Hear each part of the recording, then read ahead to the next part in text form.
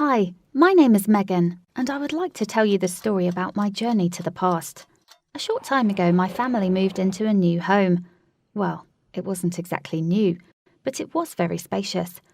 It might have looked like an old shack with spiderwebs and ghosts in the attic, but my parents and I had an idea of how to make it look great, both inside and outside.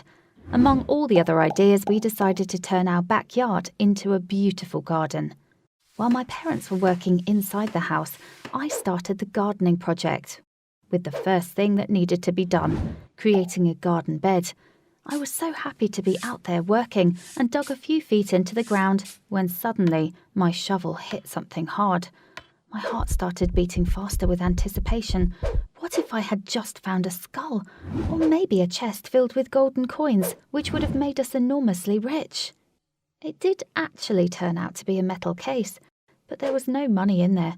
Just an old watch with an almost disintegrated white leather strap and Mickey Mouse on the watch face, a round tin can with celluloid film inside, and a note.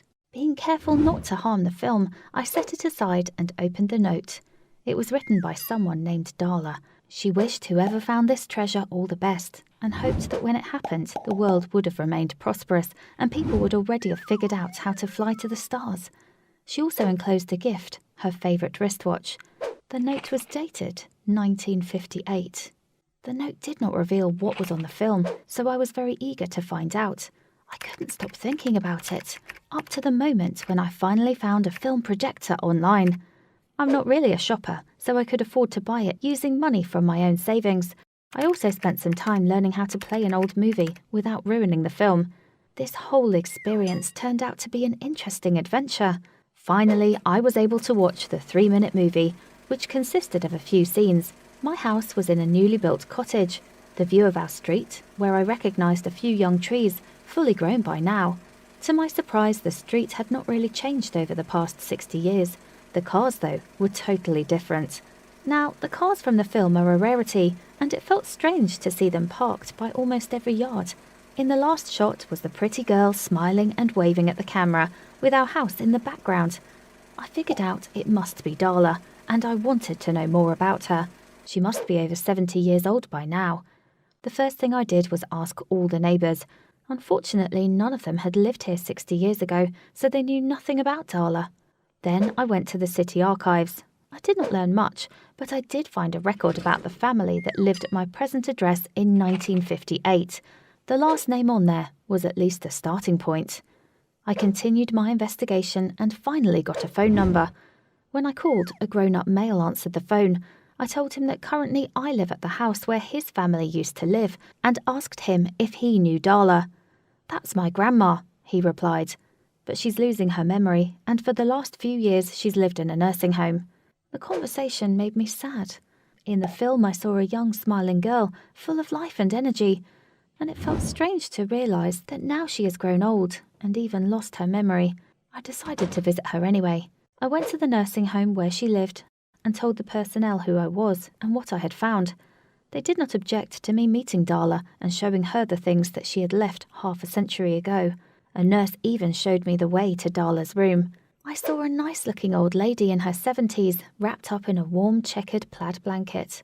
She was confused when she saw me, and for some reason decided that I was her great-granddaughter. I neither objected nor confirmed her thoughts.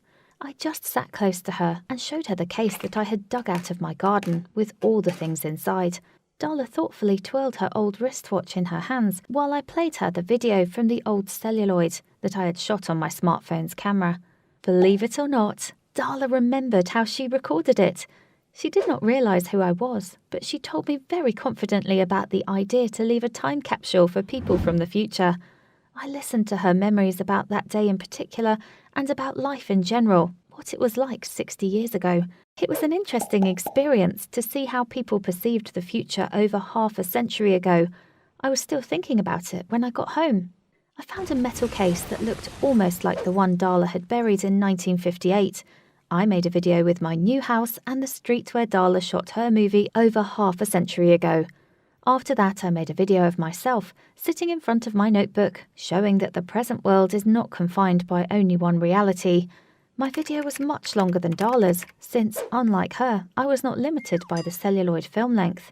I copied the video to my flash drive and put it in a can together with my smartwatch. I did not leave a note, but I recorded a live message to people of the future. I hope, as well as Darla did, that the future world would be safe and interesting, and if, by that time, humanity would not have already moved to Mars or another planet in the galaxy, I would very much like that somebody discover my time capsule 60 years from now. And who knows, maybe we'll meet. I buried both cases, Darla's and mine, in the same place in the backyard. And I think I'll tell Grandma Darla about my capsule in detail when I go visit her next time. Please write in the comments if you have ever thought about how the world changes. Or maybe you have even left a time capsule somewhere.